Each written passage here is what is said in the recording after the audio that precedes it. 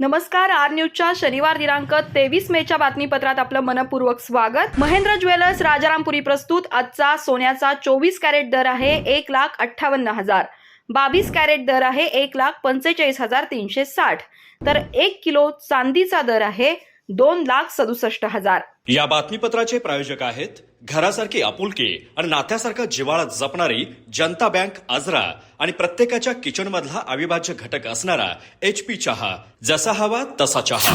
आजच्या बातमीपत्रात प्रथम पाहूयात गल्लीपासून ते दिल्लीपर्यंतच्या ताज्या घडामोडींचा धावता आढावा आणि स्थानिक बातम्यांमध्ये पाहूयात CPR रुग्णालयाच्या नूतनीकरण वास्तूचं मे अखेरीस मुख्यमंत्री देवेंद्र फडणवीस यांच्या उपस्थितीत लोकार्पण।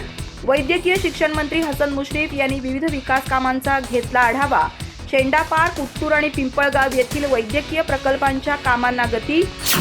ज्ञान भारतम प्रकल्पांतर्गत देशव्यापी हस्तलिखित सर्वेक्षण मोहिमेला गती। 1 कोटींहून अधिक हस्तलिखितांची नोंदणी आणि डिजिटल संग्रह तयार करण्याचा केंद्र शासनाचा मानस। हस्तलिखितांची माहिती ज्ञान भारतम मोबाईल ॲपवर अपलोड करण्याचे जिल्हाधिकाऱ्यांचे आवाहन। चंदगड ग्रामीण रुग्णालयात वर्षभरात 61,723 रुग्णांवर उपचार। राज्याच्या सहाय्यक संचालिका डॉक्टर सरिता हजारे यांनी घेतला आरोग्य सेवांचा आढावा। माता बाल आरोग्य, कुटुंब कल्याण आणि रुग्णसेवेत रुग्णालयाची उल्लेखनीय कामगिरी।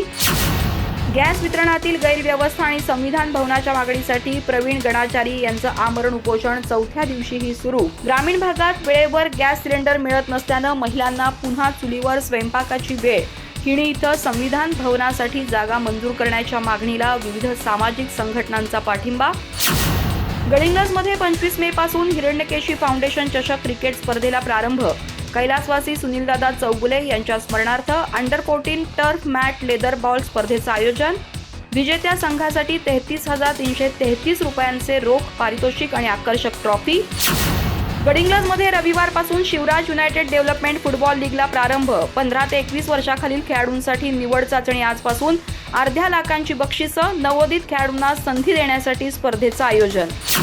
अधिक माहिती आणि ताज्या घडामोडींसाठी आजच आमचे चॅनल सबस्क्राइब करा।